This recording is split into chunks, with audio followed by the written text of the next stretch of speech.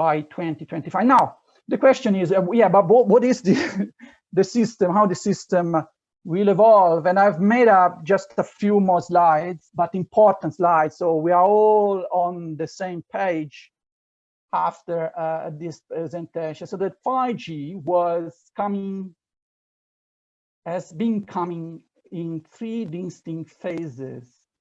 So it was already completely specified and standardized 1 year and more back in the release 15. So the first release of the system, it is about meeting all the requirements for enhancing the mobile broadband experience. The next generation, so phase 2 release, 3GPP release 16 has been just completed, and that particular specification will enhance further the mobile broadband experience, but more importantly, will support all the expected fundamental requirements to achieve an ultra-reliable and low latency communication system. So the 2 versions of 5G, they are already meeting pretty much all the requirements set by the ITU, that's the standardization development organization, in the vision they published back in, I think, in 2015 or so.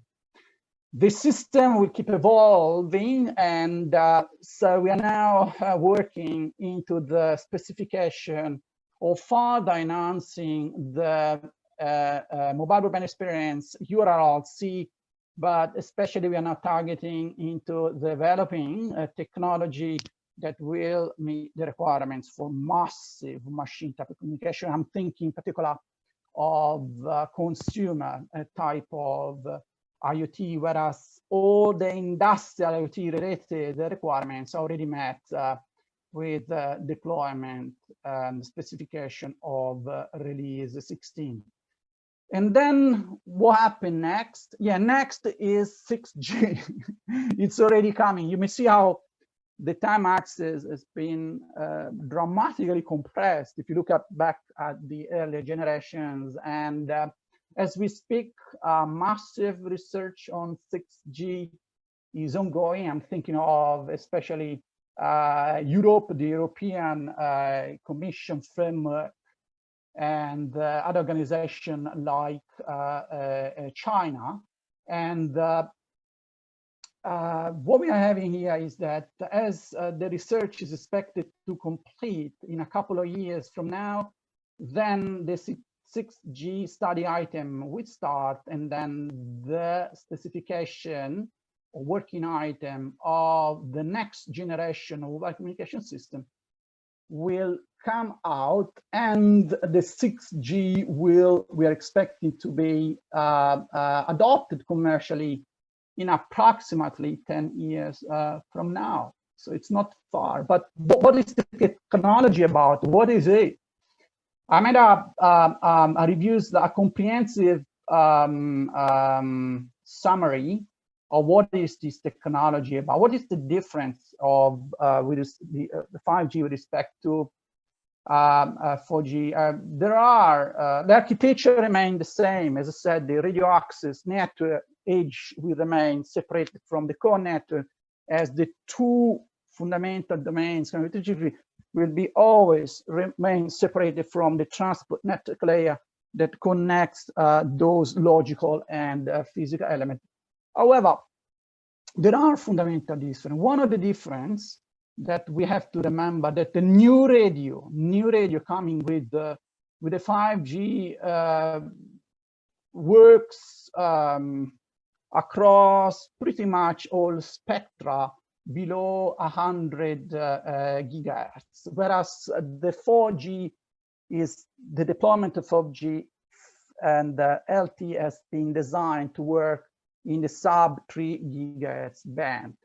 Now here you have important feature of the system, and on the left here you may see on a spider diagram what particular requirements the corresponding technology meets in terms of enhancing the mobile broadband experience. So it's pretty much the first release that will make us enjoying our mobile phones much more and through a virtual and augmented reality that we can do today with 4G system. Then we will have the URLC enhancements. So the industrial IoT, it is a chapter of the release 16, and that's about enhancing further the reliability and reducing latency, therefore enabling vehicle-to-vehicle communications. So in general, I would say we can think of teleoperating the big machines. There could be trucks, there could be robotic platforms in general. And the other announcement that we are having coming with this release are on the positioning system that no longer use a GPS. This is very inaccurate. So we are thinking of about 10 to 20 meters. Works outside here is a positioning of around 3 meters that could be also achieved indoor. It will work also on unlicensed spectrum, and yeah, it will support also a number of security enhancements, such as the IoT access, authentication, and authorization, and end-to-end network slicing security. And then the release 17, in particular, will further enhance the corresponding experiences. Maybe useful for this today is to mention the introduction of the non-terrestrial networks, non-terrestrial with the usage of satellite systems. And here we are thinking of yeah, 3 types of satellites. So we have the geostationary Earth orbit, so the GEO, which are basically static satellites, but more importantly will be the utilization of satellite as an access technology at much lower altitude, and this is achieved with LEO systems, so low Earth orbiting satellites, and also yeah, in this case, I mean the range and the footprint of the satellite is reduced. We are still thinking of from 100 to 1,000 kilometers. That's particularly viable for rural